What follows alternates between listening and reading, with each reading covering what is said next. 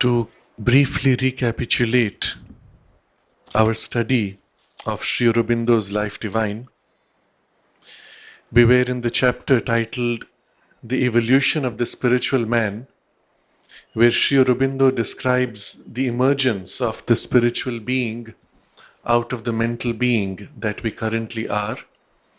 And in order to be able to participate consciously in this emergence, a next step in human evolution, he turns sight back to what brought us here.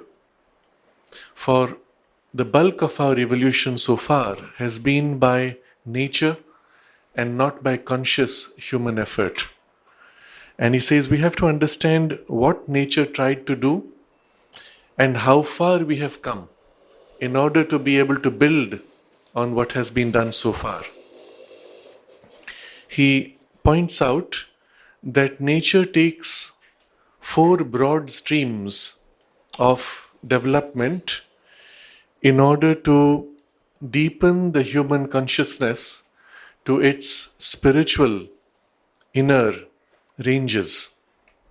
The first line is through religion, the second through occultism, the third through spiritual philosophy, and the fourth is through the direct experience.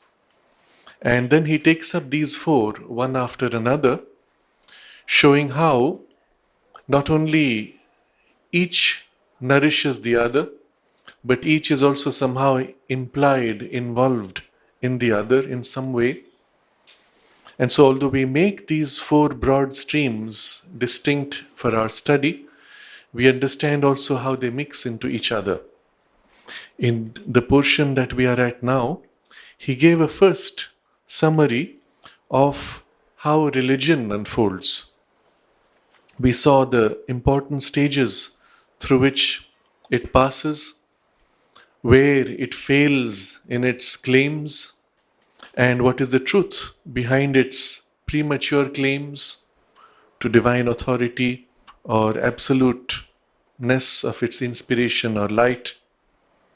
But he also shows how the unfolding of the evolutionary stages inevitably must begin with a lower grade of an instinctive sense of the infinite or the invisible around, and then develops through many stages, creating its own forms and relationships with the invisible, trying to utilize those invisible powers for life.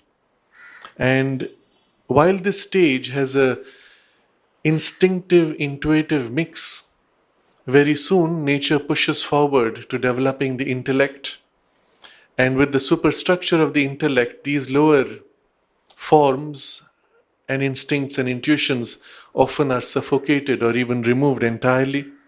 And that's where religion must break away, or rather occult knowledge breaks away from religion, as does spiritual philosophy or a deeper direct mystical experience. But eventually, when this superstructure of the intellect fails to fulfill its need, the mind turns once again to what it had rejected in religion, but now from a higher poise, a more rational approach, touching things which are infra-rational. But ideally by then there is a supra-rational opening to a purer intuition which can recognize the true elements and give to them new forms, which lead to a more spiritual awakening of that religious impulse. That was the broad structure he described. And as we saw, this is something universal. It is inevitable in the very nature of evolution that these stages are passed through anywhere in the universe. But now in the passage we are at, he turns this gaze to our Earth's past, looking for evidence of this line of natural evolution. And although the earlier stages are hidden from us in prehistory, he looks at the mass of animism, fetishism, magic, totemism, taboo, myth, superstitious symbol, etc. And the emergence of these in a primitive form, highly mixed with the littleness of life and its priorities, and the invisible aspect of nature often has an occult dimension, but which is led by vital intuitions and the lower vital intuitions, which have a coarseness, and opening to small life powers and elemental beings, with the sole purpose of satisfying the small life desires and the crude physical priorities of life. And this we see still surviving in many parts of the world, even where the cultures have become much more refined, the religions themselves have become more developed. Little pockets remain where this kind of a small shamanic or lower life and elemental contact is still present. We have in India, for example, the distinction made between the great diviner beings and the small powers attached to little pockets of a lake or a pond, or even attached to a village.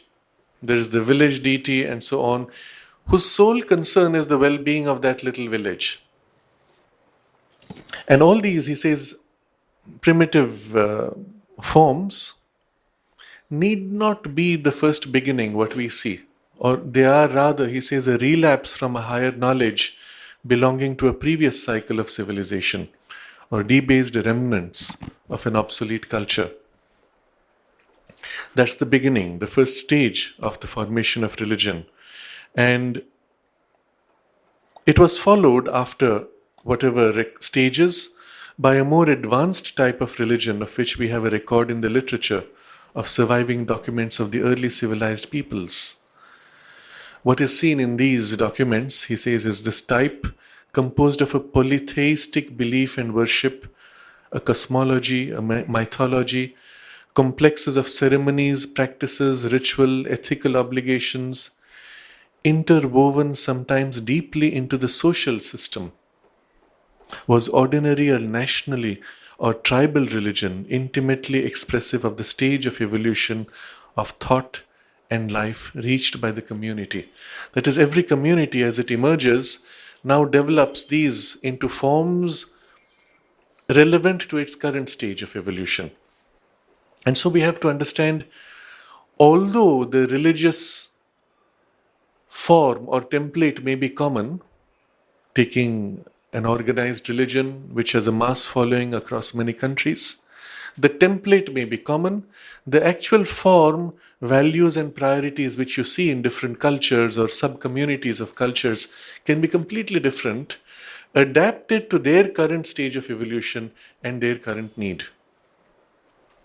I want to share here an experience because it is still fresh. I was last week in a space in Orissa where we had a meeting for a special occasion of the center celebrating its relics installation. And I recall seeing a mix of many different kinds of forms. There were people who would go into the meditation hall, sit in concentration in meditation, perhaps immersed in something deep, oblivious even to the physical circumstances. There were others who were fixating on a particular form or a particular photo. There were some who were too busy repeating a mantra to even notice what they were doing, and the whole body was moving mechanically. There were others with various other focuses. Somebody takes an incense, someone wants a flower, someone wants to do the thing which corresponds to him as his way of relating to the spiritual presence. And many variations like this. And I was wondering, my first instinct was to say, well, why such a clutter of different forms? And I had this very interesting perception which came spontaneously, that when the infinite descends to meet humanity, each one receives with the container that is him, his consciousness, his personality. And seen from above, from the perspective of the infinite, there is nothing wrong in any form. Because that is for that container the way it can receive the infinite, within its finiteness, within its shape, within its priority, within its current state of conscious evolution. And rather than concerning oneself with what may appear cruder or lesser forms in which people may relate to the divine, we should recognize rather the fact that they are receiving the pouring in of the infinite, and it helps them grow in their relation with the divine. And that's all that matters. See rather the infinity which is filling the finite. And then all forms are acceptable as long as they help you grow. This is the idea which he gives here, that it is expressive of the stage of evolution of thought and life reached by the community. The emphasis, though, here in Sri Aurobindo's, the passage we are reading here, is the collective form, within which there may be individual variations, but each collective, each community equally becomes as if a vessel or a container. When the infinite fills humanity as a whole, there is the individual vessel and then there is the collective vessel.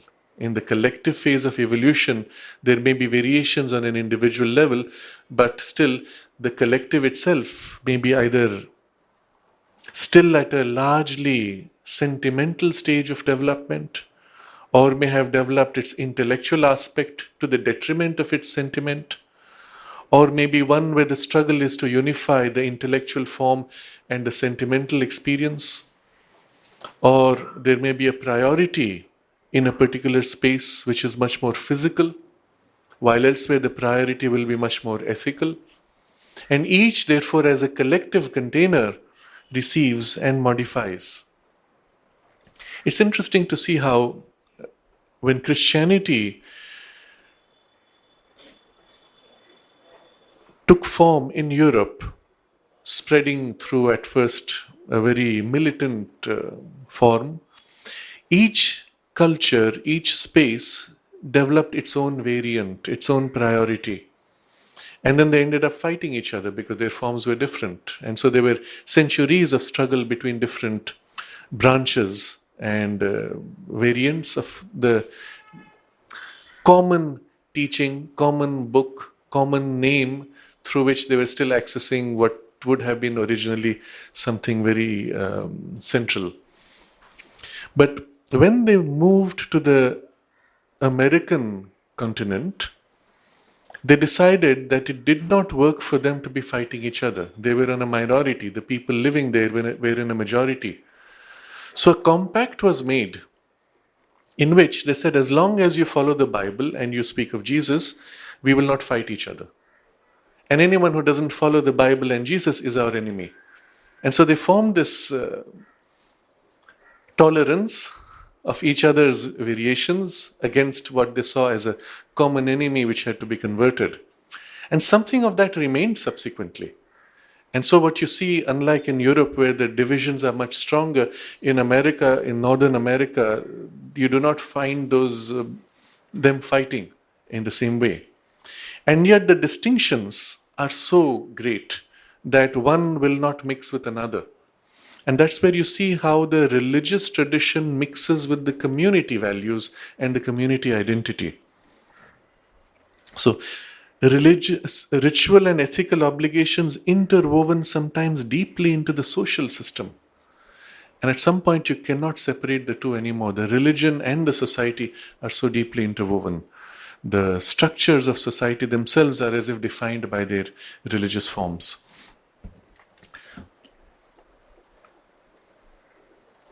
In the outer structure, we still miss the support of a deeper spiritual significance, but this gap was filled in the greater, more developed cultures by a strong background of occult knowledge and practices, or else by carefully guarded mysteries with a first element of spiritual wisdom and discipline. So this being now this form in which the religion has been spreading, obviously the focus is on its outer forms. social forms, and the rituals, practices, ceremonies, mythology, cosmology, ways of worship. What you're missing then is the deeper spiritual significance. What happens to that? Because you're busy telling people what they should do in their practice. We see, for example, in India, when the evangelical groups come to convert, they will go to various houses, introduce little icons of Christ, or if they find that the culture is much more worshipping of the mother aspect of the divine, then they will bring in icons of Mary carrying baby Christ and say, you have so many forms of deity, well, this is one more. And this is actually more powerful. You will see, you will get good luck. And for a culture which has not, especially in the extremes of the tribal spaces, where the intellectual power has not been so developed, the heart is open, they say, all right, why not? And then after a while, the same preacher will come and say, throw out the others, they are inferior, they are false ones, this is the only true one. And apparently, some of the stories we heard were quite surprising. They would say, try this as an experiment, pray to this one, ask for money, and see what happens. And next day, they would leave a packet of money at the door of the person. And then come and say, see, you got the gift from God, and this is the true God. It was enough to sway a certain group that was not too thinking. They would take the idol of Ganesh, which was made in stone, throw it in water, and then take the cross made of wood and throw it in water and say, the cross floats, therefore it's more powerful. Now, it may sound, for those of us who are more rationally trained, it may sound surprising, but it works in a culture which has not developed rationality, especially among the forest dwellers and the tribal isolated groups. And the focus then is on the form. There is nothing of the teaching which is coming in. Follow this form, not that form. And then with this form is an associated book or a certain practice, and that's all you've done. You've converted them. If you think about how ridiculous it feels, if you consider the true sense of religion, they've completely lost that. All they're stuck is in forms, and there's often behind it a political agenda, because now you answer to a central authority, which is the church or whatever else. And the church will say, now you have to start tithing 10% of your earnings you give to the church. And the whole thing sounds like a business. The church has a project called the Joshua Project, where they list every house in India, down to the house number, and mark them whether they have been converted or they're ripe for conversion. And it's available on a website. You can see it and see what you are marked as by them. And it's shared across many of these evangelical groups. They may fight each other in their own home domain, but here they have again this common objective. And it's like a business, as a multinational would, to convert you to buy their product. And exactly the same strategy is the same thought. And when you look at all that, where is the spiritual content? You do not see it. And for a culture where the spiritual was more valuable, the form being changed may seem to be irrelevant.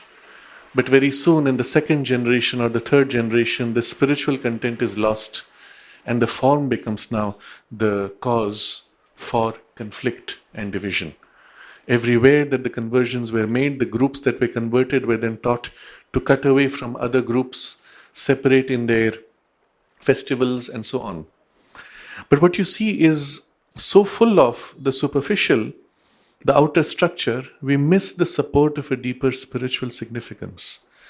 This gap was filled in the greater, more developed cultures by a strong background of occult knowledge and practices. So you will find, when not everywhere, where the culture has grown more, you will find going to a religious ritual, you experience something. You go to a Vedic Havana, even if you've been brought up with a language, within the English language, in the English medium, you do not know Sanskrit, you hear the resonance of the chant and something touches you. Or you're sitting there, and as the practice proceeds, you feel a certain deep calm or warmth or a power, some impact which is there. that makes you want to come back, because you can feel the difference in that space where the ritual was done and a space which is far away. You come back and you can feel the glow. Even after the ritual is over, for a day or two, sometimes up to 3 days, you can feel the glow of that presence. You move away, you do not have it. It's bound to that location where the prayer, the invocation was done. And it is the same with temples. I've shared elsewhere an experience I had with one of the temples. It is one of the Jyotirlingas, one of the forms, embodiments of Shiva as a pillar of light, 12 major ones in India. And I remember going to one of them recently, and it was huge crowd, extremely uncomfortable, suffocating, and you are herded in, and this was in Varanasi at the Jyotirlinga. You're herded in and there are people pulling you for attention. Put money here, pray here, get your benefit by offering worship. And if you offer money, then they pull you aside, allow you to stay longer. And I refused to do that. As I walked around, I was pushed out. There were several of us. And we turned to the point where we could see inside the sanctum sanctorum, the Jyotirlinga. And in the moment where the sight touched, there was as if a flash of light, as if a white illumination, entering straight inside, touching something deep as if in a column, and that was it. And then you're pushed forward, and I avoided that. I moved out of the line and stayed longer. Nothing more. It had done its thing, and it didn't need to do more. I stayed longer, nothing. The light was there, and the work was done. It was doing it to others, to whatever extent people registered it, and so I moved on.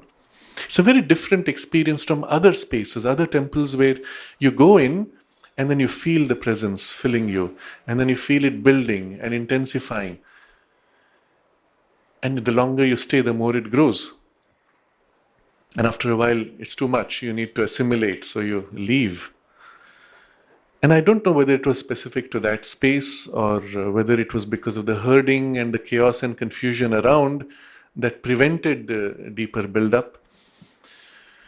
But this element of the occult knowledge or practice which conserves the power and builds and renews it is at the core of many of the temple traditions. You will see it in the Catholic Christianity, in the rituals which are taught, which are transmitted. The priest has to be celibate. One of the reasons why the Catholic tradition will not allow priests to marry. You will find the same pattern in India where the priests are celibate and they have to maintain a state of purity because they are the agents by which a certain power is invoked or built up. And the idea is in many temples that every 12 years they have to purify the presence which is invoked because it gets covered up with all the dross that the devotees bring. And the method of purification is an occult ritual. The priest himself does not have to be of a high spiritual development. He has only to know what is to be done with a basic purity internally. And that's enough to invoke that power. And I can share again this, I might have done it before, but long ago. When they had a ceremony here for the Ganesh temple, and they had set up a huge structure. There were 4 sections corresponding to the 4 Vedas. And there was one section where they were building the powers of Ganesh. There were many different Havana kundas, the centers for the fire which is lit, of different shapes. And in each, it was as if an aspect, a power of Ganesh was invoked. And I asked the priest to explain the mechanism of it. He says this one transfers into the next and the next. And the last comes to this pot of water.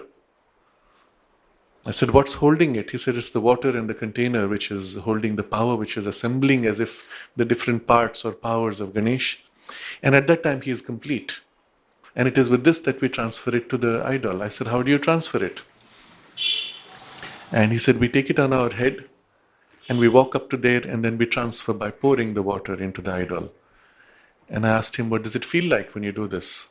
And there were 2 of them, the head priest and his assistant. They looked at each other and smiled knowingly. And then the head priest said, it feels as if a sun is lit up in your heart. The brightness of the power, the intensity of it. And he says, you forget who you are.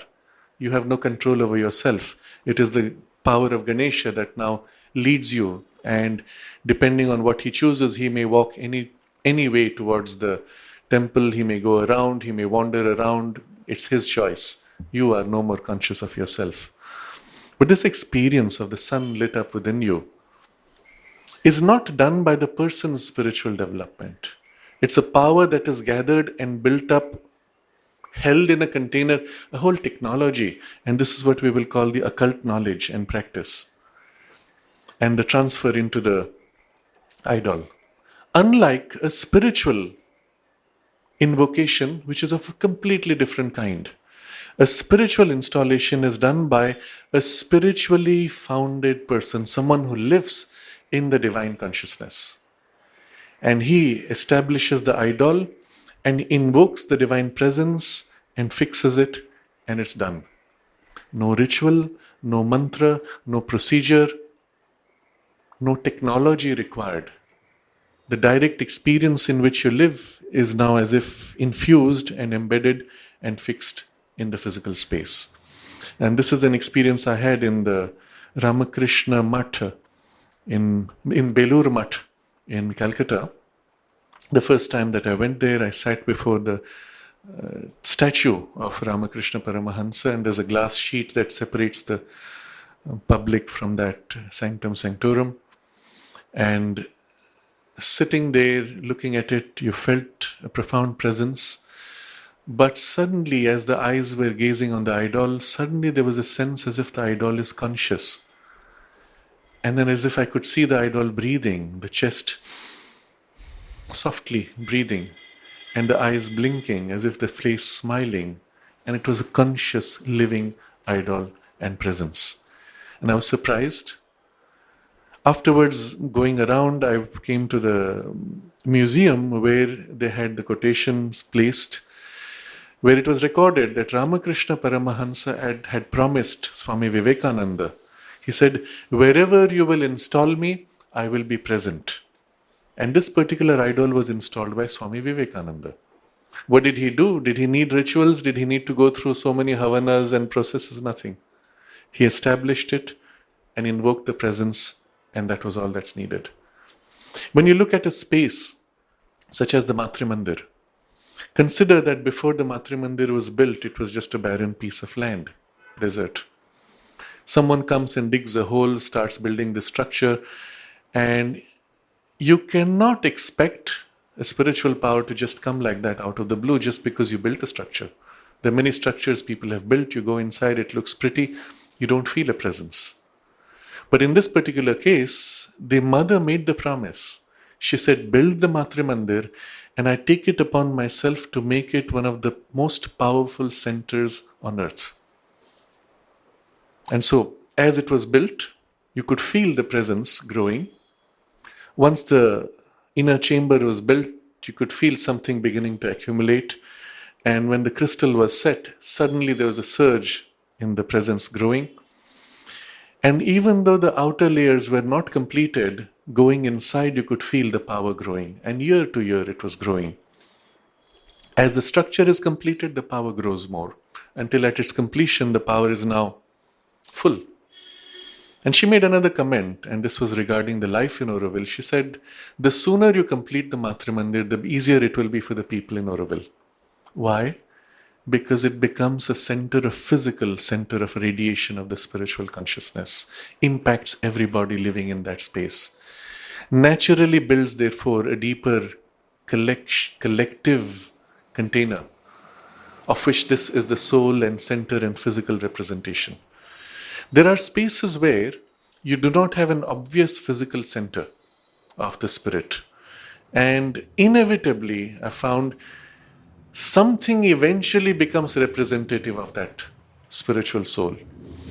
And it's interesting to see that almost like a being, like a person, just as in our physical consciousness, whatever our body shape, within us, there is a divine presence which becomes even represented in a physical space. We generally feel it deep within in the heart center. Something like that tends to happen in a collective also. But it did not need any occult process or procedure. The engineering people built their part, people came and cleaned up the place, installed the things. Nobody came and said, "I will invoke." It was done directly by the mother's presence working from the spiritual poise on a subtler plane, directly working on the physical. But in a sense, it was her promise. On the other hand, if there was not that, you could equally in your own home set up a space and invoke her. And she fills the space and the consciousness builds up. If you then respect it, if you nourish it, if you care for it, if you value it, the presence grows because it enjoys itself. If you neglect it, it tends to weaken, but depending on what it is, if it is a spiritual consciousness, it renews itself the moment you begin to respect it. You do not need any rituals for cleansing. You do not need any purificatory rituals of any kind, as in a normal temple, where the primary mechanism for invoking the spiritual power is a cult. And this is the fundamental difference between a spiritual center or a spiritually installed presence and an occultly installed presence. In the occult invocation, because of the nature of the method, you may get a very powerful and effective outcome, but it is represented or it is limited to that which was invoked by the occult means. So if you invoked a certain aspect of the divine, as in this case the Ganesh, the aspect of Ganesh, well, that is what predominates. Elsewhere it may be Parvati, elsewhere it may be Shiva, or any other aspect of the divine. But when you go to a space which is primarily a spiritual installation, then the experience is very different. Each one going there seems to receive that which they are most open to. So when you sit in the Matri Mandir, there is no particular direction. As in a temple, you will say the gate of the temple has to face the east or whatever form it takes. There's no particular direction which is important. You may sit all around it. And each one comes away with a different experience relevant to their need at that moment. So it is as if the consciousness which has been drawn in is the power of the infinite, meeting our finite containers and filling each according to our receptivity and capacity and need of that moment. So this is to explain the distinction of the occult knowledge and practice and its effect in the religion and the spiritual content, where you could actually discard with all of the forms, not only of the religion but even of the occult. It doesn't need any of it. But he's speaking here of this occult knowledge and practices, or else by carefully guarded mysteries with the first element of spiritual wisdom and discipline. So this brings us closer to what we are speaking of. Carefully guarded mysteries. And why is it called a mystery? Because it is not understandable to the limited mind. You're entering a domain where you enter inside and you perceive something wonderful, but it does not stop with that. You go deeper and you find something even deeper, and you go still deeper and it is still deeper. Depending on how deep you are able to go, it seems to reveal layers and layers, and therefore it is a mystery, it is concealed, it is hidden, and often hidden in many layers. So carefully guarded mysteries. Why do you need to guard it? Who guards it? We'll speak of that shortly. With the first element of spiritual wisdom and discipline. And so there you have often in the temple tradition, for example, the priesthood will have something of this. First element of spiritual wisdom and discipline, and not necessarily always everywhere. I had occasion to meet a priest in Orissa who was a priest in a temple of Devi, goddess. I don't remember which aspect. And he said to me, like all priests, I didn't believe in God. And I was doing my rituals and I used to think, well, is there really this presence? Is there this deity? And then one day he says, I decided I want to have an experience of her. I want her darshan, vision of her. Revelation would be a more appropriate word. And so he said, okay, what do I do for this? So he began to follow a series of practices. Whatever he knew of, either he was taught. I asked him a little bit of what he did. There were certain practices of meditation and breathing and so on. And I said, well, what happened then? And then he started narrating something. I said something else, which was to do with the work he was doing. I said, but did you have the darshan? He said, yes, I got that. How was it? It was in dream that she appeared before him and he had the vision. But it was a dream experience. Obviously, it was powerful enough to satisfy his heart. And then he said he continued his rituals, but now with the faith and the living character of the experience. But it was interesting to see how today, of course, what we see is a degenerate condition. The priestly class is given a certain knowledge, a discipline, and perhaps an element of philosophy or wisdom associated with that, but not everybody takes the trouble. And if they don't, then they may not have an experience. But if they do, then they have a means by which they can develop that first, he says, first element of spiritual wisdom and discipline, but by carefully guarded mysteries. So he was given, or at least he had only a very rudimentary kind of knowledge of how to purify himself and prepare himself. He also mentioned fasting and other practices which refined or purified his consciousness.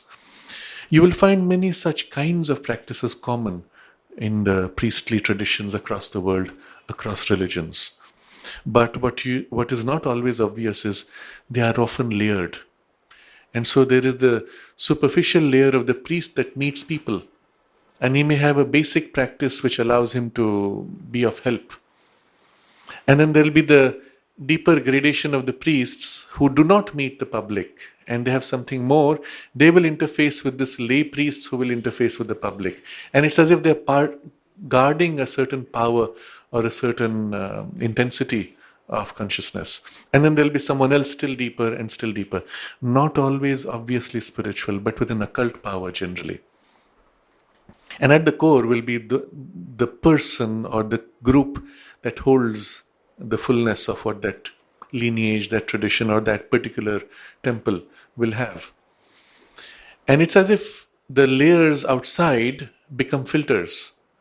So the lay priest who has just joined is given a basic practice. If he is competent enough, he is given the next layer practice. If he then becomes worthy of that, he goes to the next level. And perhaps eventually in his late age, he might become part of the core or not. So what you see is a filtration. You drop out people who are not competent or you let them stay at the layer at which they are. They can't know that there are enough layers. Otherwise, they will all compete for it. So it's done by kind of a subtle selection, or sometimes they are told there are so many layers. In the Freemason tradition, they speak of 33 levels. It's interesting, why 33? And ways of looking at it, one would be the turn of the Kundalini, making this 2.5 is one of the ways, 3 they say in some traditions. But 33 is more obviously the number of bones in your spinal column. If you think about the ascent of consciousness and represented by, let's say, the Kundalini rising through 33 steps until it reaches the highest where it joins with the divine or with the cosmic consciousness, it's as if you're representing that stages of evolution in your layering or gradation. Many ways in which people do these things. The numbers often are symbolic in this sense. But the necessity for guarding is because we recognize that not everybody is competent to manage that deeper knowledge. Because especially where it is an occult power, you have great potential for misuse. An occult power, unlike a spiritual power, does not involve a change of your consciousness necessarily. So you may have the power, and if your ego is still somewhat strong, it may seize upon the power and misuse it.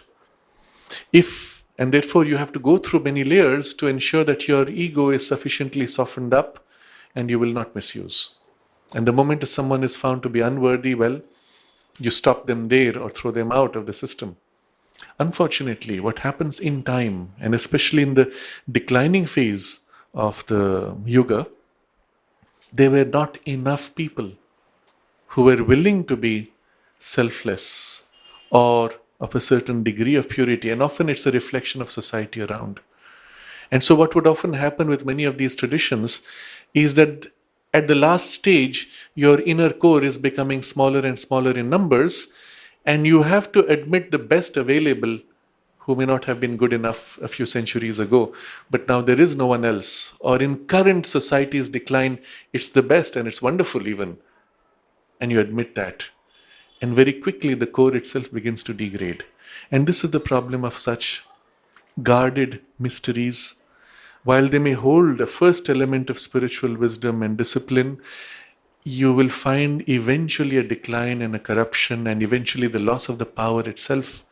As you see in many of the old sacred spaces, there is the tradition, for example, in Greece of Delphi, where the people were prepared through such a process of filtration.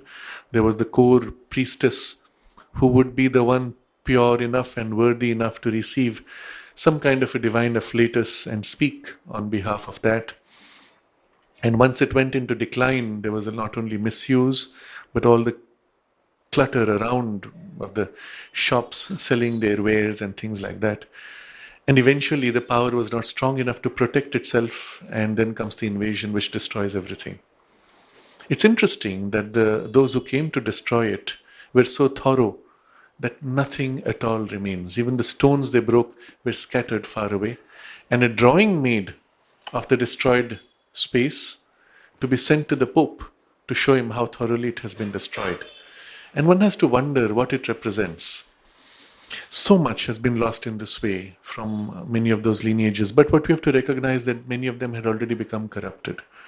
Often what was a spiritual center is now seized by the ego, and then it taps with the same power, with the same occult knowledge, lower powers, which satisfy desires, and then it becomes even the opposite of a spiritual center. So the carefully guarded layering was precisely to prevent this degradation, but in the very act of trying to prevent it, because the core knowledge is held by a few, when there is degeneration in the core, there is no way to correct for it.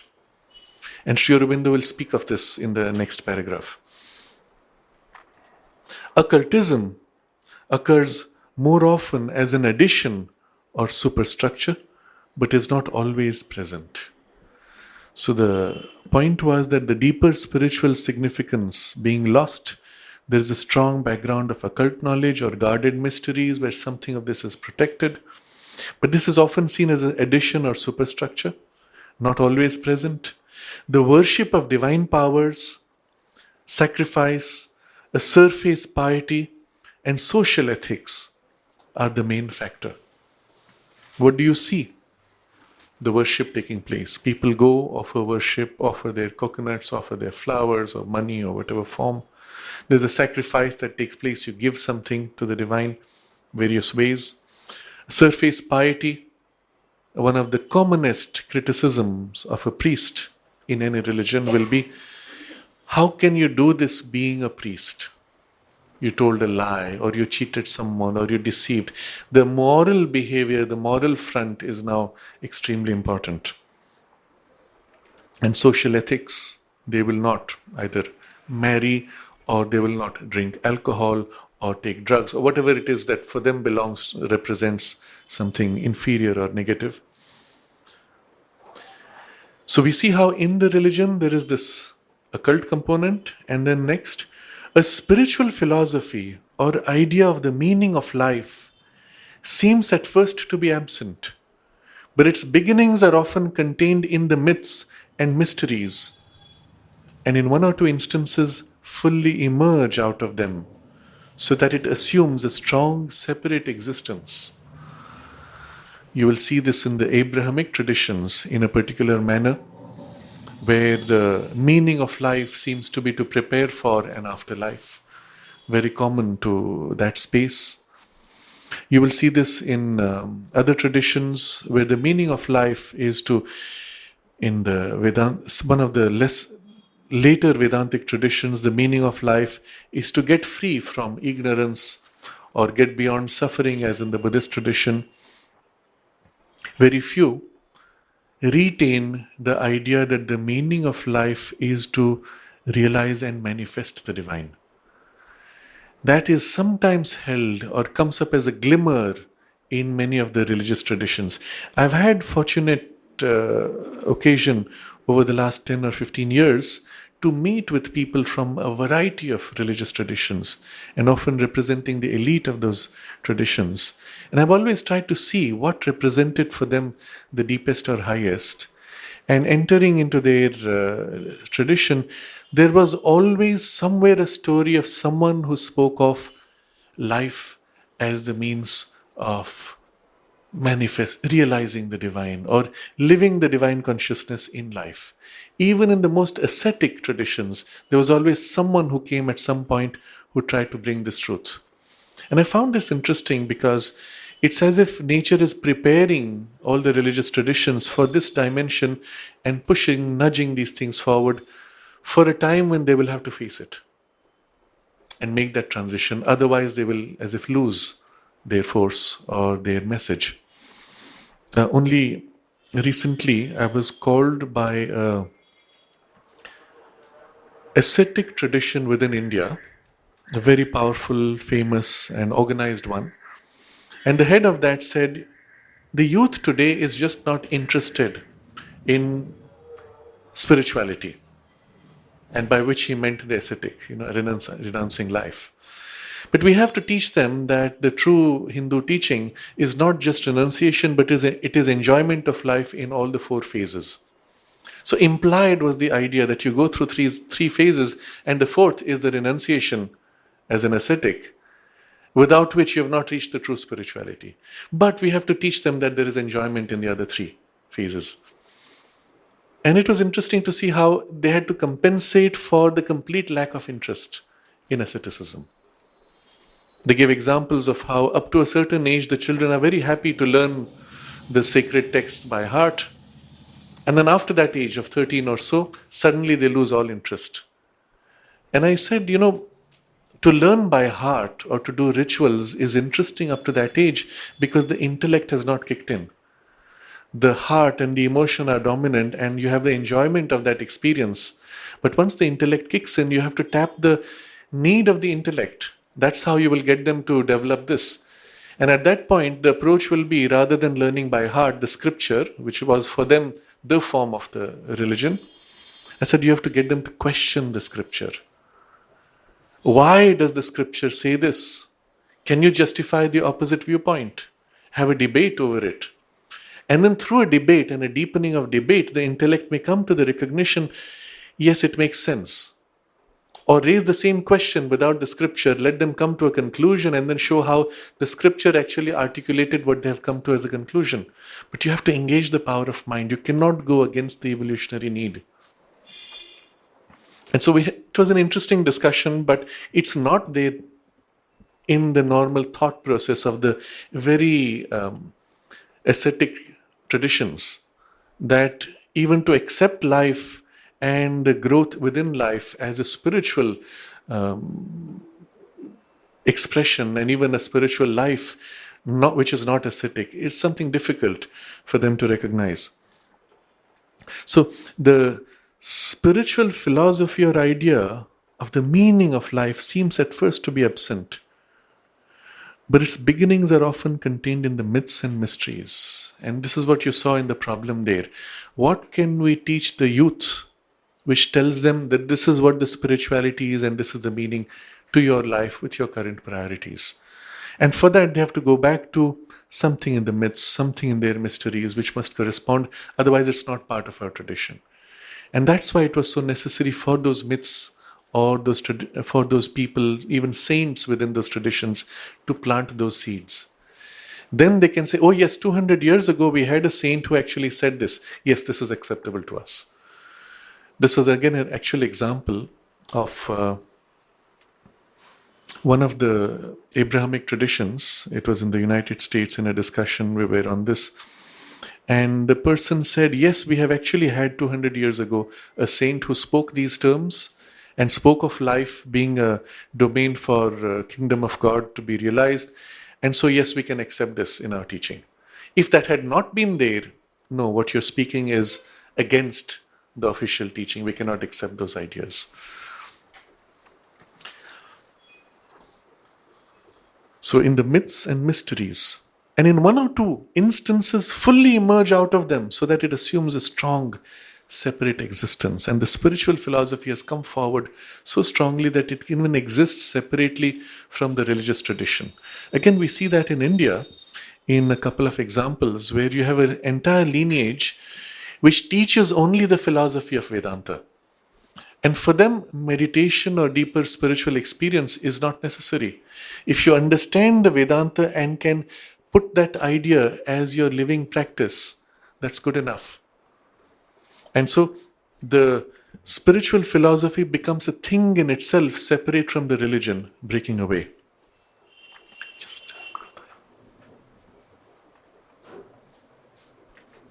Now, the next paragraph, he takes up this question of which became first?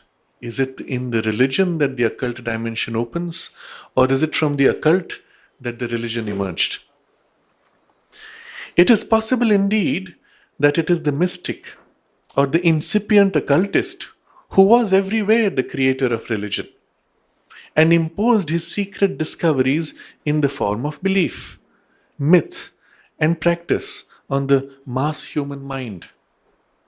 For it is always the individual who receives the intuitions of nature and takes the step forward, dragging or drawing the rest of humanity behind him. Very interesting statement here. So first he takes up the possibility that, yes, it could be that there was a mystic or someone who is on the verge of developing his occult experiences, or everywhere it was these who trigger or create the religion, impose his secret discoveries in the form of belief, myth, and practice on the mass human mind. I've just discovered that when I repeat 3 times with a certain intention, it tends to happen. Now, I have experienced it, and so I'm going to teach that and impose it on others. Very simple. Because there's nothing else that I know. Obviously, in such a religion, the starting reference will be, this is the only way, there is no other way. Because that's all I know.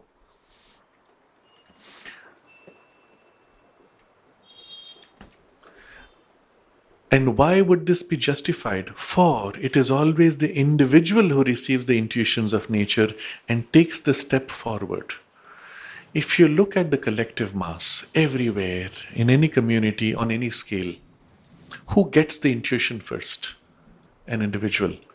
You may say the intuition came on the entire mass, but did it come equally in all at the same time? That never happens. In the very movement of the descending action of the intuition, those who are most receptive will first touch. And after a while, others who are less receptive, and then others, and others, and others. And by the time it goes down to the general mass, perhaps the intuition would have been completely lost. So inevitably, it will always start with an individual, and then a few individuals, and then a few more, and then a few more. But the way he words this, for it is always the individual who receives the intuitions of nature, who is leading the journey, nature. You go back to the earlier discussions, we have come to this point again and again. He's showing you that this evolution has been the work of nature. She chose to build these 4 lines of development. She chose to take through these stages. She chose to accelerate the development of the intellect to the detriment of the early stages of the intuitive or instinctive vital intuitions. She then chose to integrate, and we see the prime driver of this first preparatory spiritual awakening being nature. And when she decides that this has to happen, it's going to happen. When she decides to hold back this development for developing something else, well, that's what's going to happen. Elsewhere, Sri Aurobindo explains how, while earlier the nature was pushing for the religious development everywhere, at some point she creates this gigantic bifurcation. In the East, she creates an exclusive spiritual development to the detriment of matter. In the West, she creates this exclusive development of matter to the loss of the spiritual, so that these 2 extremes can be taken to their exclusive exaggeration and then bringing the 2 together. But until she decides to bring them together, everybody will say, but this is what I want. I'm not interested in the other, depending on which side they're on. But in preparation for the bringing together, within both groups, she will keep these seed subgroups, and sometimes very isolated, who are preparing for that work that she's going to do later in bringing them together. So in Europe, you will find those who retain the deeper spiritual content in their own little traditions, pockets, isolated, never a part of the superstructure of religion. Or in the East, you will find those who are extremely materialistic and maintain the skill and the grip on matter, which is needed for a later reintegration. You will find today many people working within the Greek tradition now go back to certain roots of spirituality, of European spirituality, which didn't interest them earlier, but now suddenly they want to explore those and bring them back and revivify those streams. But when nature decides now is the time to mix the two, you'll find the bursting out in both groups and then the mixing of these two groups. Until then, they would not mix. If you tried to mix them, they would not. But when she decides, suddenly you'll find people yearning to cross boundaries and mix. And even, and this is the deeper spiritual way in which it is done, those who had developed the exaggerated spiritual aspect in the West now incarnate in the East, now incarnate in the West, and those who had mastered the material domain in the West incarnate in the East, and within those cultural contexts now try to complement their one-sided development and build a richer integration. And this crossing over is very interesting to observe. It happened particularly in the 60s and 70s in a very big way. There were people coming from the United States who would come to India, take Indian names, and go back and live more vividly the Indian yoga or religious traditions than even Indians in India. And they created their own little spaces, their own subgroups, which still are very much alive. And then that phase passed. Perhaps it was no more needed. But they became the precursors for that kind of integration. Now it is much more at the level of thought, not so much a living in the heart, not in the bhakti aspect, but in the aspect of the spiritual philosophy that this transfer is taking place. For it is always the individual who receives the intuitions of nature. She is pushing the intuitions. She decides, here, I'm going to introduce this, and the best person available for it catches it. If he misses it, someone else gets it, the next best and the next best. Now, this is true not only of the intuitions for the mystic, the occult, the spiritual, it is equally true of the sciences. And this is the reason why you will see sometimes inventions, discoveries, theories appearing simultaneously in two different places, two different people. And then they compete, who got it first? No, you copied from me. No, you copied from me. In fact, both got it at the same time. From whom? From nature. When she decided it was time now to introduce this, and suddenly they catch it. And if they didn't catch it, or if they caught it but they didn't take it through to completion, well, nature continues to push that until another receptacle, vehicle is found to catch, who may be not so good, but, well, that's all she had. She must push forward her objective. And so you see how from nature's perspective, there is a time, there is a sequencing. And if an invention appears too soon, she may even use her will to hold it back, to suppress it, or even to bury it. And this also has happened. Sri Aurobindo speaks of two inventions which were premature, I think. He says, speaks of the telephone and cinema, which were premature. You can see how it has been misused and how it could have been better used. Equally, you see things such as the nuclear weapons. We could think of it as premature, or maybe just on the borderline. Had it happened 10 years earlier, the outcome of the Second World War would have been very different. But it happened just at the point of the ending of the Second World War. Perhaps even that was a little too early.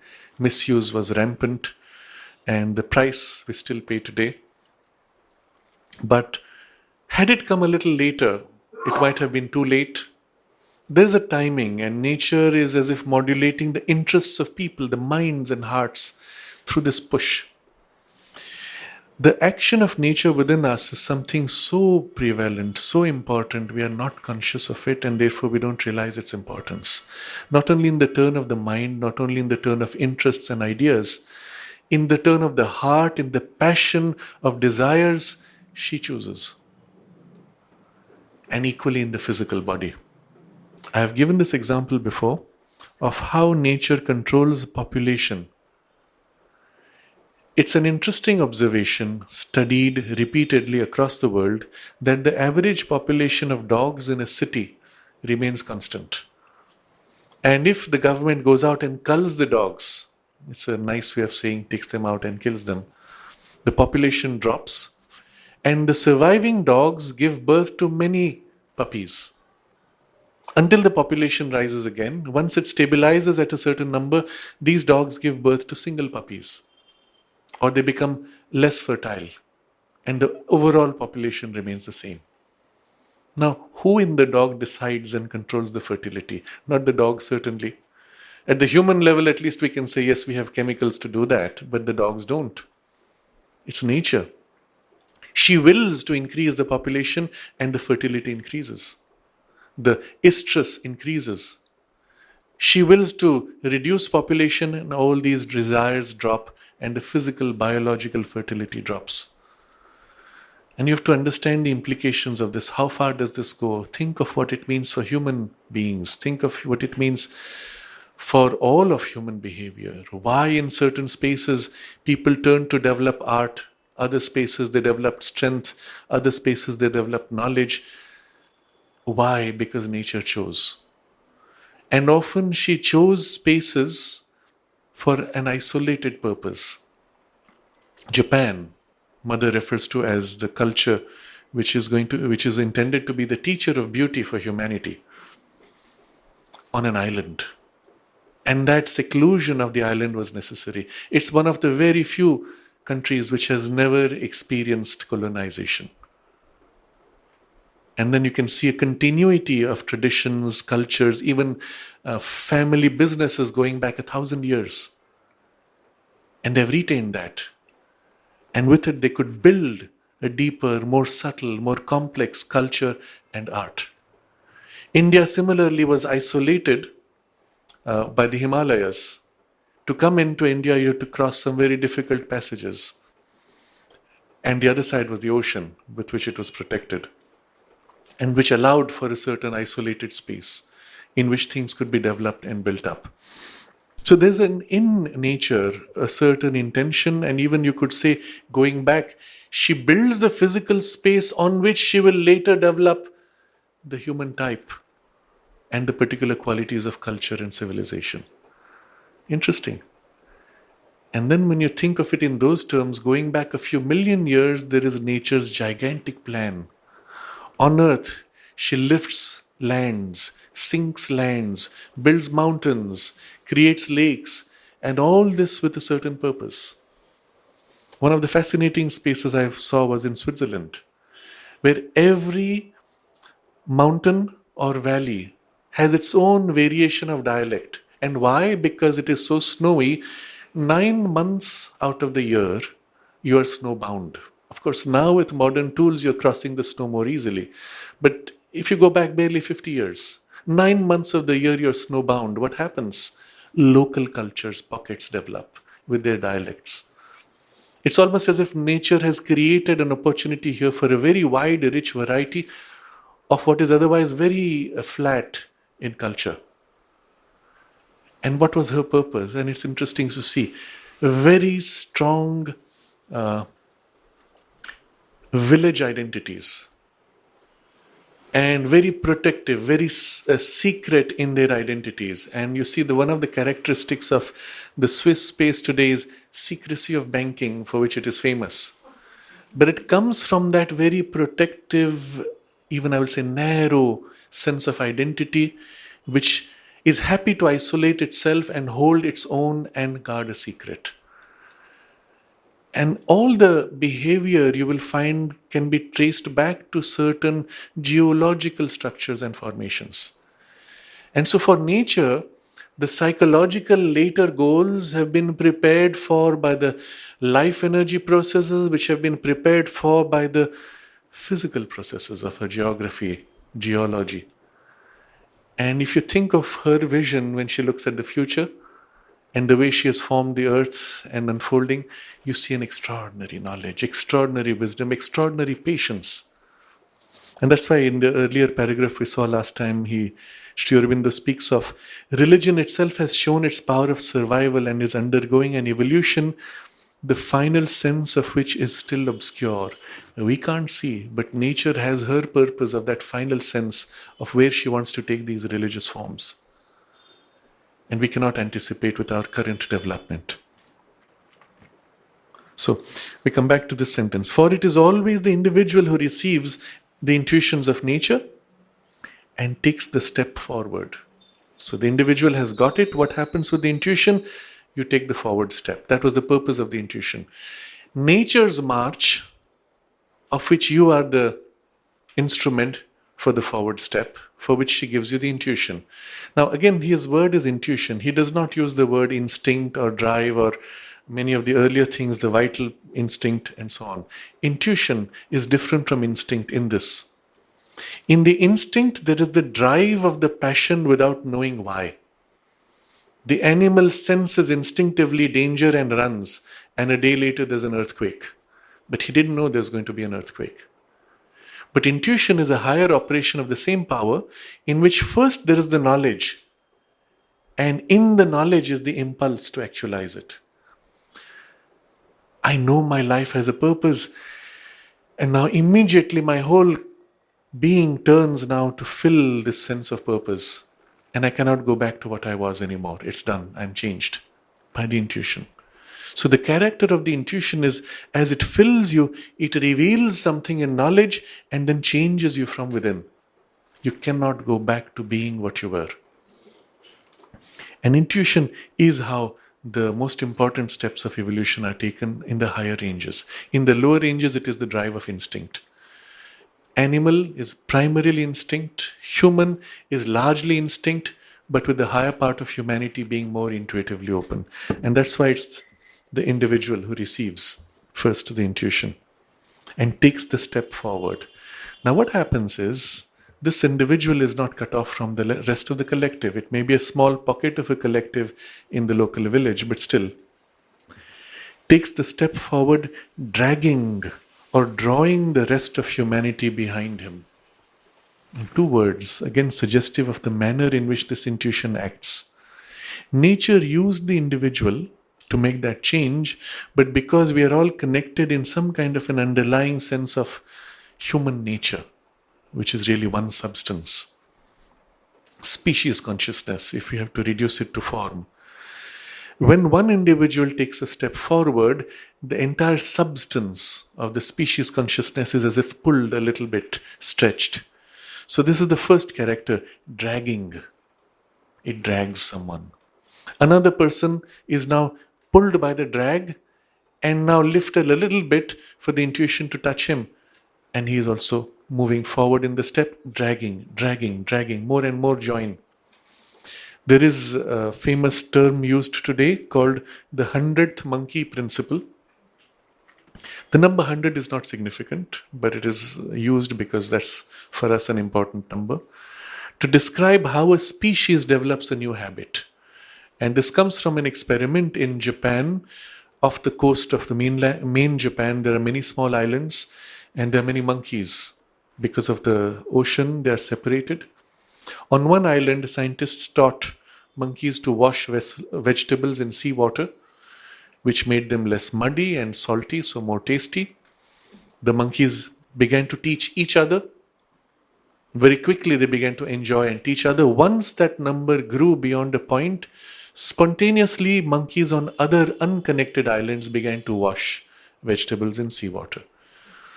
So what happened there was an individual dragging the rest of his kind, a second and a third, until the pull is great enough that everybody else now is dragged beyond the threshold in which now the consciousness kicks in and the habit comes forward spontaneously.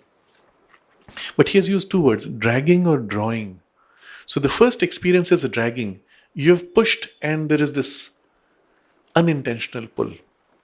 The second is when the monkey who's now tasting this shares his more tasty vegetable with another who tastes it and says, this is different, this is interesting. And he watches. And the first monkey teaches by example, by transmission of experience. Here's something you could try. And the second one does it, he enjoys it, and he shares it with the third.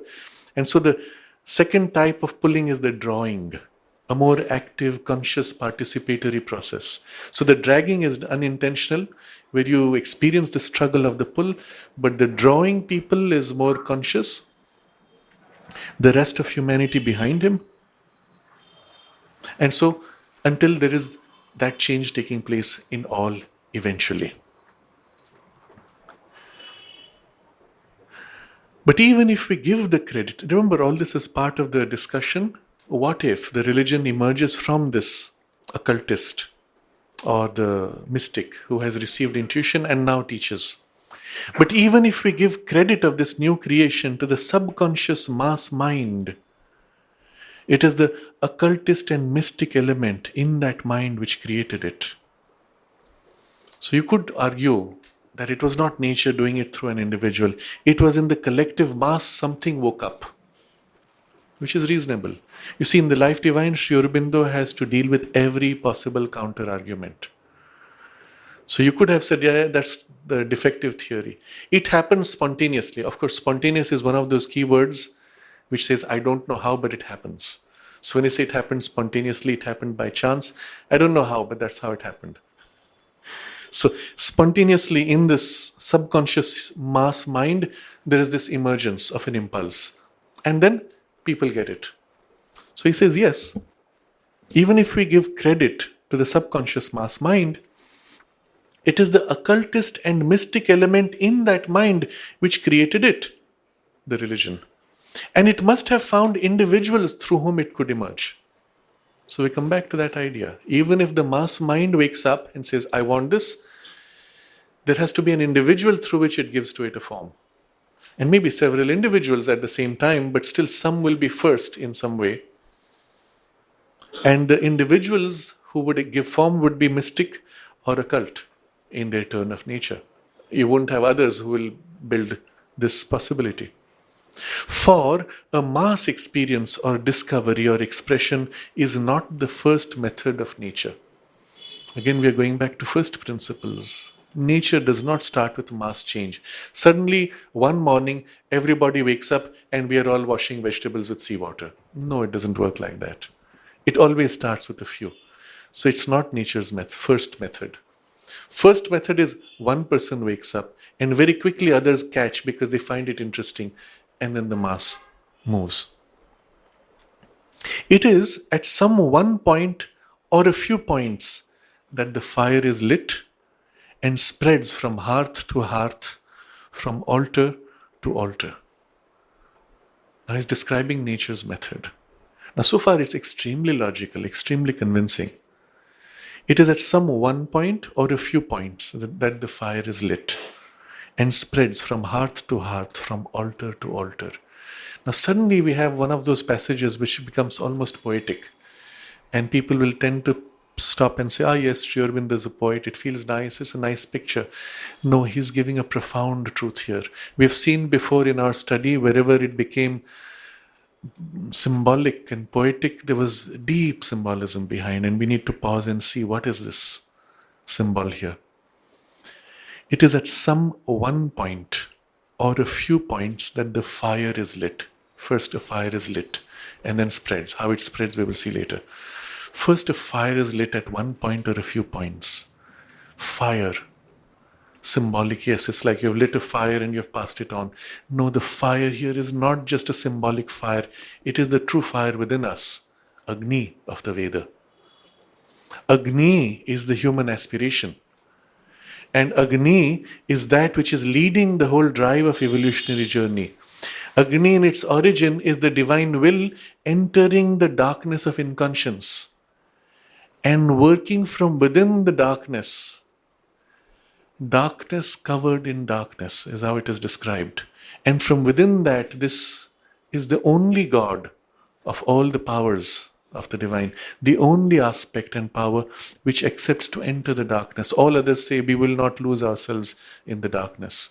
We will wait for Agni to build the forms which are well made, then we will enter those forms which are conscious. But it is left to Agni to build the forms. That's why he is also the builder of forms. So he enters the darkness, and from within what is an inchoate mass of random moving subatomic particles with no sense of stable form, he starts working as the hidden divine will, assembles these inchoate, unstable particles, stabilizes them in a pattern which is repeating, internally unstable, but as a whole the atom is stable. If you split the atom, all the subatomic particles are unstable. They keep changing. You bring them together, the atom as a whole is so stable, it takes enormous energy to break it. And when you break it, it releases an enormous energy, which is the energy locked by the divine will working to assemble, to build that single atom. That is the work of Agni.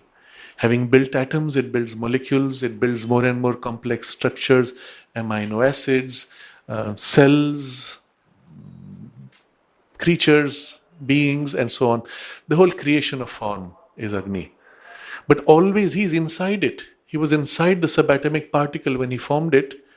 He's inside the being that is formed, the cell, as well as the plant or the animal. And it is in the animal that it is Agni secretly who's nudging and pushing as that drive to want, to desire, craving to reach beyond its limited needs, to always extend. And it is Agni which is pushing also as the desire to want to know, to grow in knowledge, to grow in consciousness. So the fire here referred to, which is being lit, now is lit. We are still talking of nature. So nature is lighting the fire. It's as if nature says, here, Agni, I give you this. That's the intuition given. And Agni is helped from above or from around by nature. And the urge within, which is still struggling in the blind mass of darkness, gets a bit of a nudge and a help from the intuition. And so, the fire is lit. And Agni now grows and says, yes, this is what I want. So in any experience of knowledge, you will find this aspect of Agni's light coming forward. You notice that when you have a sudden idea, it flashes in you. The light fills your mind for a while, fills your whole being, even if it is a strong intuition. It flashes. And at that point you see, you know, and vividly know. Afterwards, when it passes and the light is gone, you try to remember, at that time I had this idea, it was so brilliant, I knew everything in detail, now I have forgotten it. Because it was never mine, I didn't think it, therefore I don't remember it. It was the light which revealed, and when the light was lost or covered, I don't know it, it's not part of my thinking. So this lighting up of the fire is the normal experience, and it represents a profound truth of how knowledge grows in us. And when the intuition comes, it is as a flash of that light or a tiny spark of that light before it becomes a full intuition, a tiny spark that comes which is more close to the emergent Agni experience. But Agni itself is described in the Veda as rising towards his own home, which is in the divine consciousness, fully awake and liberated, as a liberated divine will working in form. But here, he is rising. So in between, he is a smoky fire.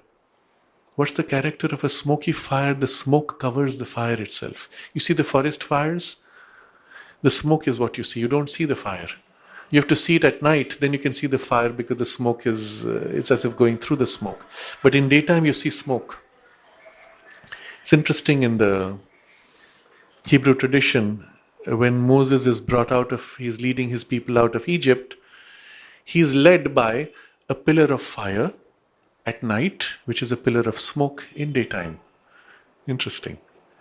If you take it symbolically, it represents the knowledge which is still too confused and covered up by its own desire and passion. And so the excitation of the knowledge is covering the true core, which is the divine will, which is the light within. And through that, Agni has to grow.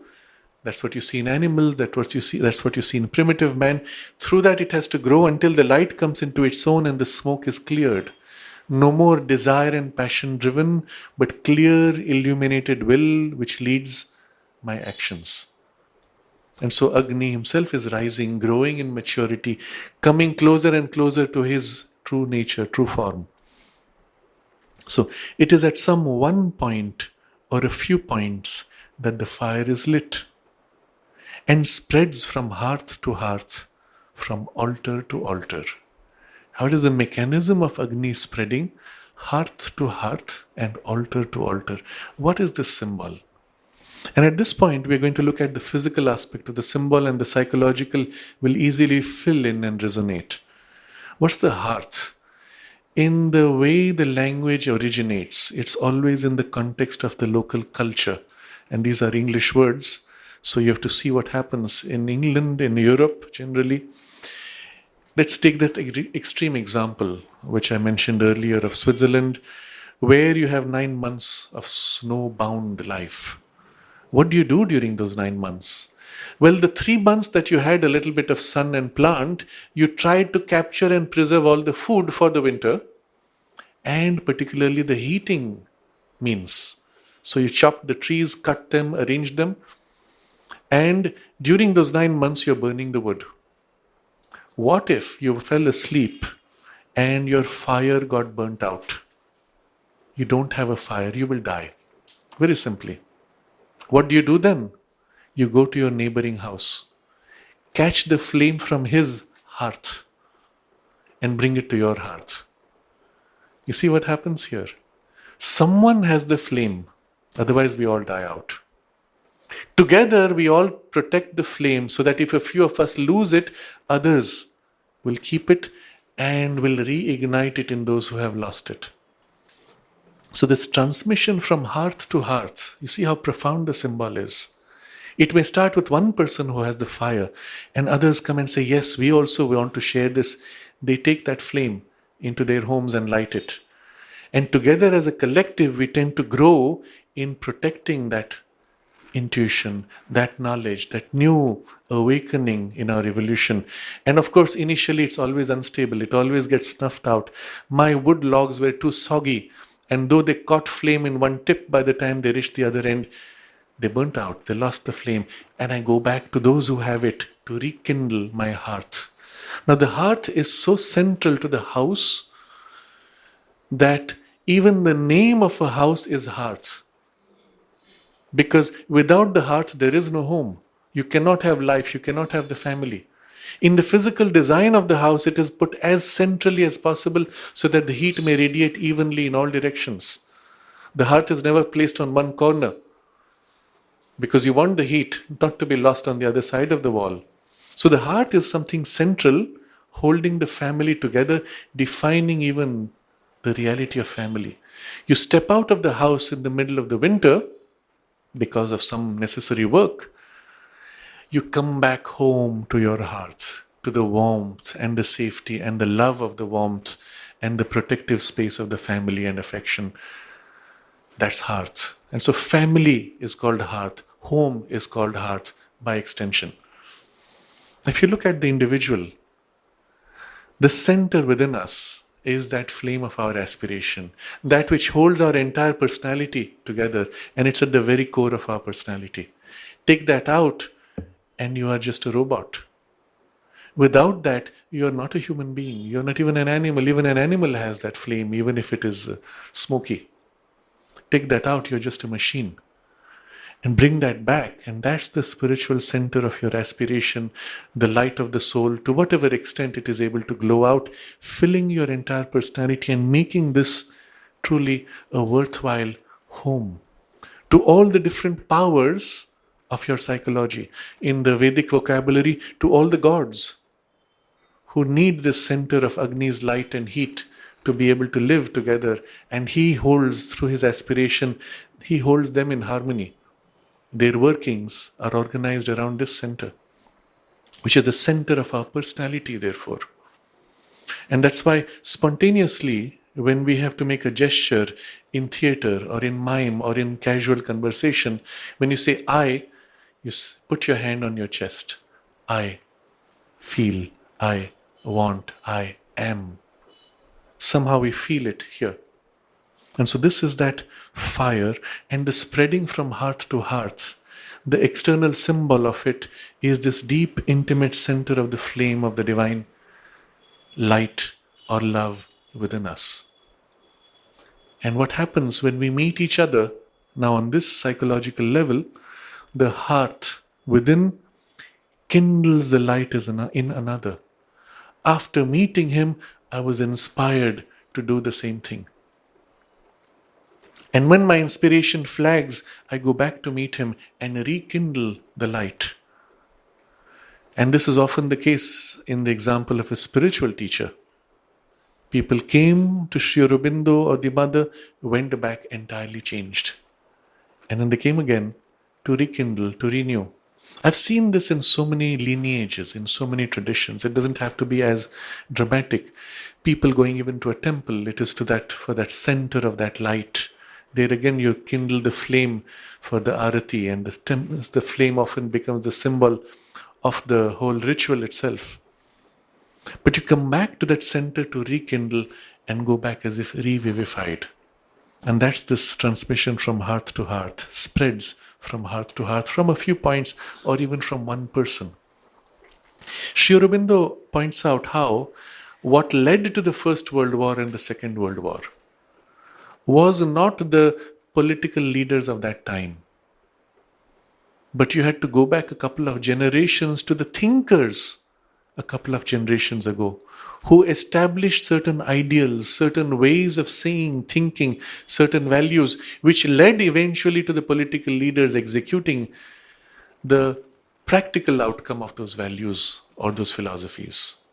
Nietzsche, for example, and his idea of a superman as an aggrandized, exaggerated, vital, dominating ego, becomes now the basis of an entire war in which the justification of the war is, here's a superior collective that has therefore the right to dominate an inferior collective.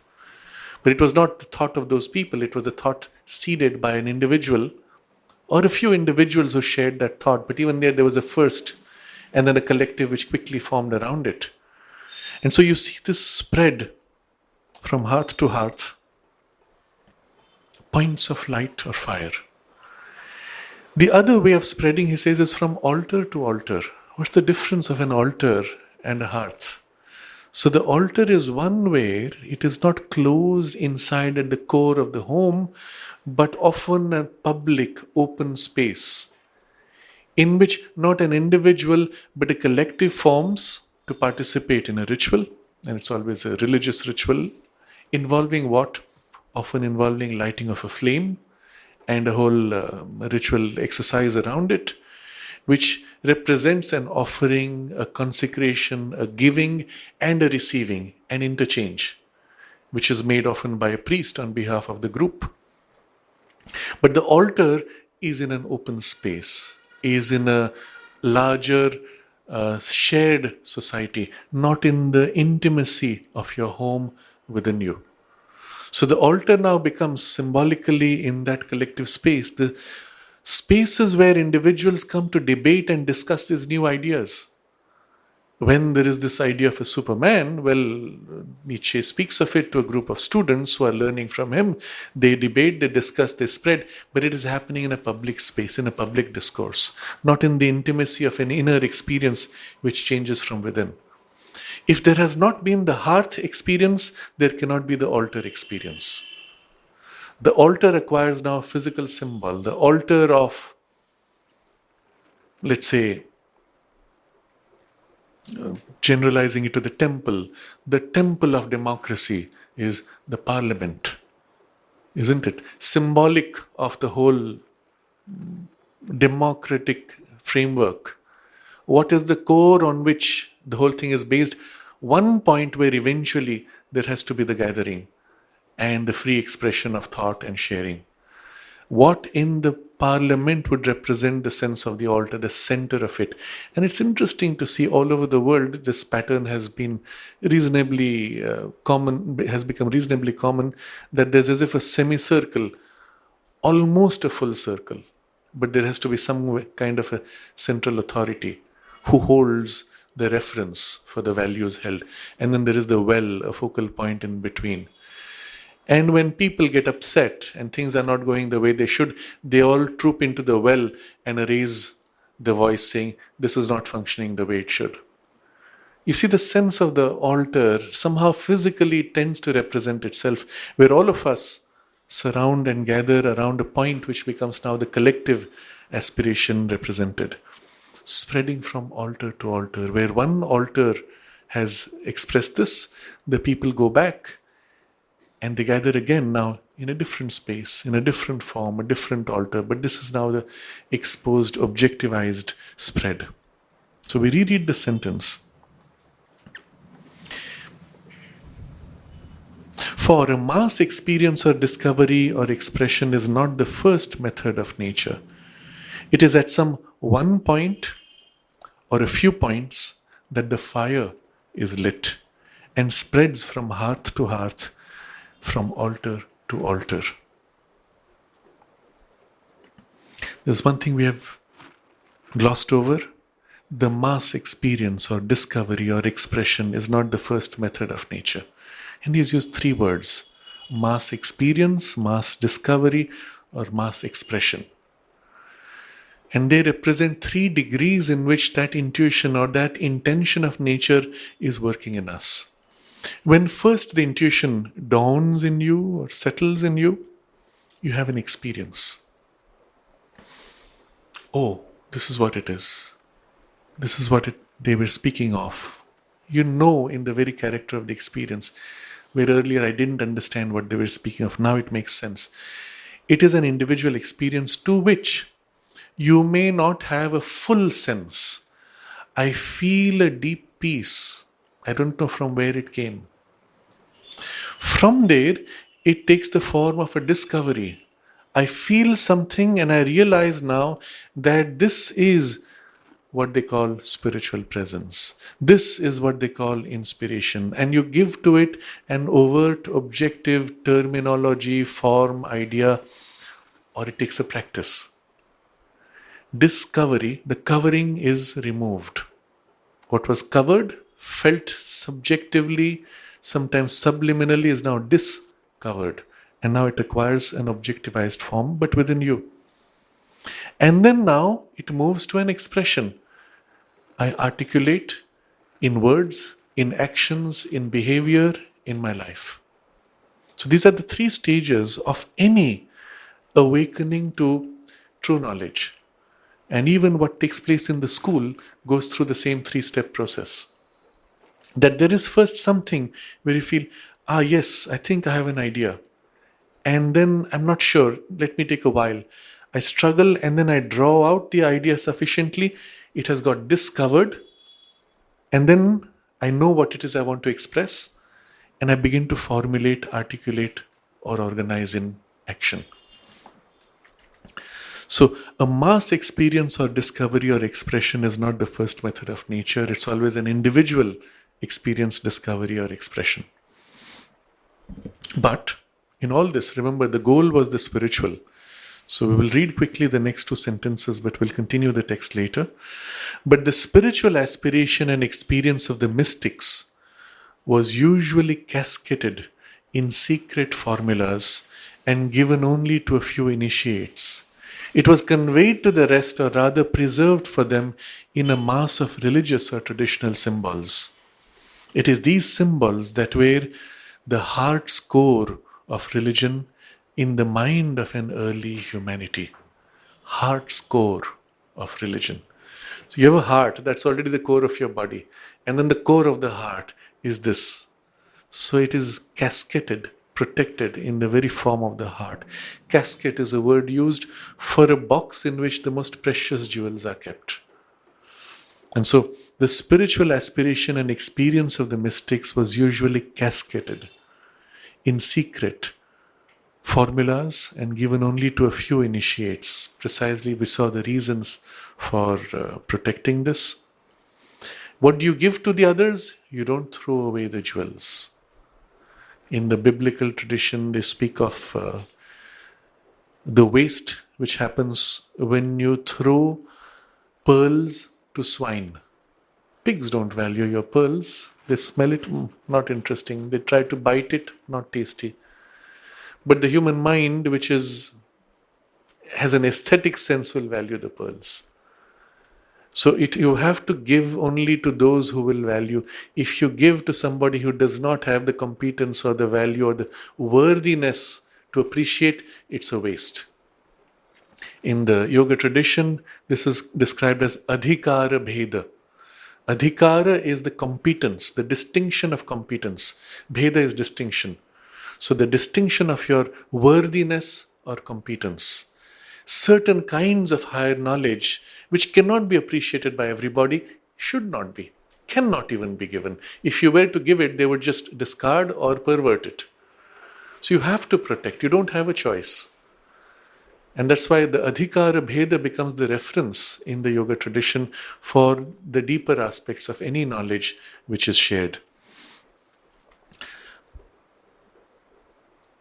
So it was conveyed to the rest, or rather preserved for them in the mast of religious or traditional symbols. And this is what you will see in so much of the Vedic knowledge. It is these symbols that were the heart's core of religion in the mind of an early humanity. So the symbols have captured a deep truth. It is held, casketed, and somewhere deep inside, that's what you hold at that stage of early humanity. But later, there will be an attempt in the next stage. Out of this second stage, there emerged a third stage, which is the next paragraph, where these symbols are attempted to be drawn out and to be shared with a larger humanity. And with maybe certain prescriptions given, certain conditions taught, that don't do this prematurely, take the first steps and then the second and the third and so on. What happens then? How does the religion grow subsequently? And what was the actual evidence in human development? That we will see next Sunday. So for now, we will just reread this the most important sentence which we dwelt upon and recognize its value for us. That in our own lives, the fire is lit and spreads hearth to hearth and from altar to altar.